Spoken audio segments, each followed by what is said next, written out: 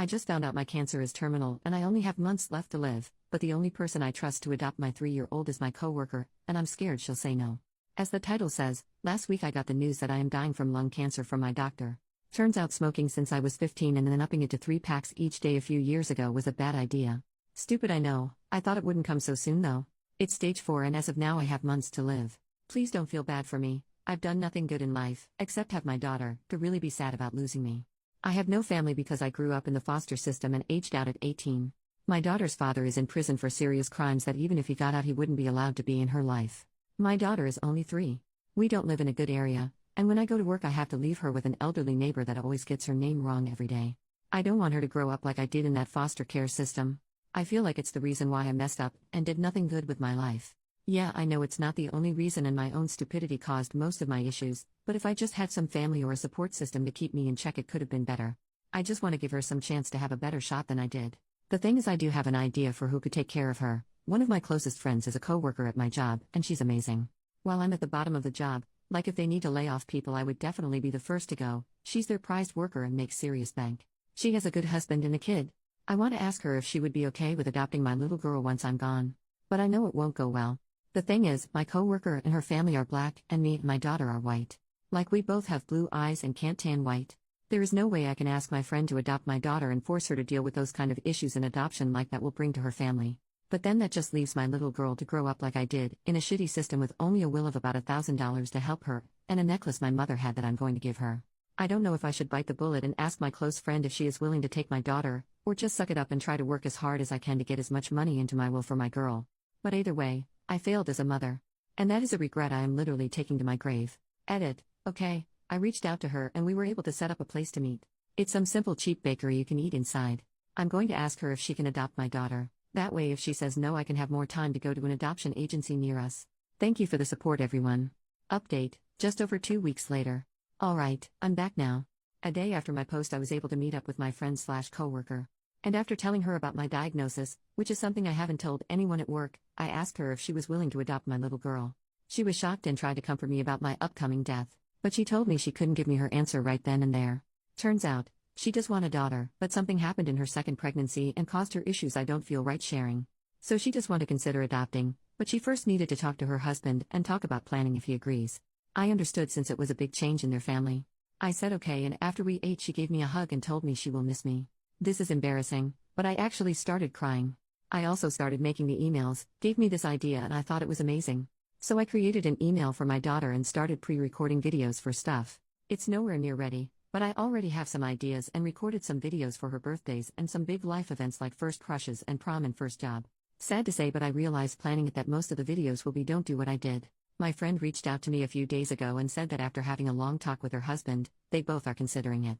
Apparently they do this thing where after talking about a huge change in their lives they'll come to something to agree on and then wait for a while, and if they're still on the same page then it sounds like a good idea. She did tell me that it wasn't a yes though, there are some issues they want to fix first. She said that while they both really like the idea, they barely know anything about my little girl. Her husband and 6-year-old son haven't even seen her, and while she has seen and heard about her, it's for me. So she told me about a plan they came up with. For the rest of this month I'm going to have to get up 2 hours earlier than normal to drop off my daughter at their house so her husband can watch over her as he works at home. Then I'll go to work with my coworker. This way her husband and son can get to know her. She also said she wants us to celebrate Christmas with them, so that's something to look forward to in the future. I've already done it yesterday, and when I went to go pick up my little girl she was the happiest I've ever seen her in a long time.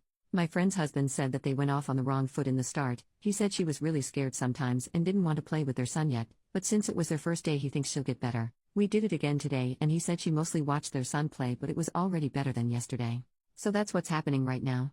I'm scared this will be for nothing, but at the very least now my daughter is getting better at their house for now. So even if they say no in the end she already has some better memories than when she was with me. Relevant comments. Commenter, sending you so much love sweetheart. I hope you're able to enjoy your little girl and find peace knowing she'll be with a loving family, and even if it ends up not working out, you did and are doing your best to provide her with the best possible future. Just a recommendation with the email, get a backup or backups for the videos. Be it a CD, USB, online backup or others. I have an email I use to receive only, and it goes directly to my mail app on an iPhone, so I don't directly log into the account on Gmail. Well, I got an email some time ago that since there's been no activity on the email for a few years, that the account would be closed in a few months. So I just sent myself a few emails, but it may happen. So please get a backup, because she'll definitely appreciate it. OP, thank you. I'll try to do backups in any videos. I think if my friend says yes after all of this, I'll tell her about email deletion so she could help stop that from happening. That does scare me, is doing all of the emails and having them lost before she can see them. Commenter number 2. I know I'm only an internet stranger, but as a mom, I'm proud of you. You don't have much, but everything you do have is focused on your baby girl, and that's what makes a great mom. One thing I will say to add to the email idea: if you can, grab some loose sheets of paper or a small notebook and write down your favorite recipes, including all the things you add that make it something only you've made. Give that to her, because one day she'll be happy to say, I made my mom's food. Write down little happy things you come across in the time you have left, not in email form but in your own handwriting, because she'll treasure that in years to come if it's a tangible link to you. Write down places you like to go, favorite color, favorite music, things like that. Little pieces of you so she'll have something to physically hold on to when times get hard. OP, I was thinking of writing a letter for my little girl's 13th birthday.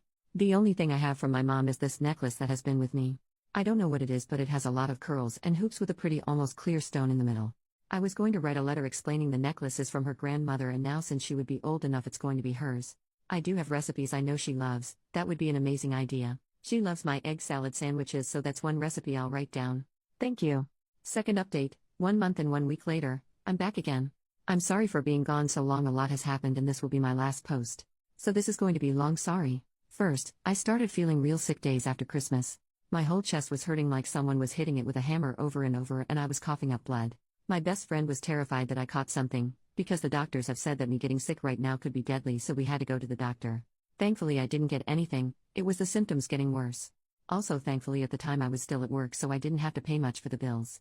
Yeah, that was another terrible thing that happened to me recently. After that trip to the hospital, my work called me in private. Remember how I said that if something were to happen I would be the first to go? Guess what?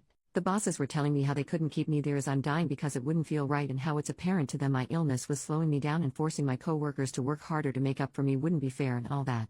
I know I was just causing more problems to my coworkers since I got diagnosed, but I didn't think they would complain about me to my bosses. I'm so stupid for that. Of course I was being a pain. I was hoping to still be with them to the end of the month so I could pay my apartment rent. And I had barely enough money for bills, rent, groceries, public transport, and hospital bills. This is where my best friend / former coworker comes in. After testing out caring for my little girl for a few weeks and spending a big holiday with them, she and her husband actually agreed to adopt her. She was telling me about some of her plans, and I told her it would probably be for the best that my daughter moves in with them. She asked me why, and I told her our work fired me and I wouldn't be able to care for both of us with so little money. She told me we both could move in with them. They have plenty of guest rooms I could pick. I swear I tried to say no. Her family was already doing so much for us, I felt like this was too much. She told me I could be a huge help for them living there during my last months. Her husband could use the help looking after her as he works. I can help them decorate and fix up her new room, show them the foods my daughter likes to eat. So I promise I'm not going to be a bother to them, and we are hard at work getting the needed papers together for the adoption after I'm gone. Besides, me living there could help my little girl become more comfortable in her new home. And guess how wealthy her family is? They have a personal family lawyer. When I haven't been feeling sick, we've been working with him to make sure the adoption goes through. Okay, after all of that I do want to share some other fun news. Christmas with them was probably the best Christmas my daughter and even I have ever had our entire lives. My friend's family had like 5 Christmas trees in their entire house. Thanks to my friend I was able to make a really special Christmas gift for my daughter, a Build-A-Bear. Well, it was really a bunny, but still. I made a voice recording telling her how much I love and will always try to keep her safe. And my friend knows about the emails. I'm almost done with them actually, just a few more left. I gave her the password to both the email and this Reddit account so once I pass she could delete this one. Sorry, but I've been getting so many messages, I don't want people to message me when I'm gone. And about the messages, I've gotten a lot since I updated. Apparently my story was shared on TikTok. That's cool. It's weird I've gotten so many people reaching out to me and messaging me wanting to talk. I've never had that happen in my life. It's funny how it happens once I'm dying. Tons are saying how if my friend said no they would love to adopt my little girl. Thank you, but thankfully my friend did say yes. But if you still want to adopt, please reach out to a foster care system in your state. There are still children struggling in the system going through what I did.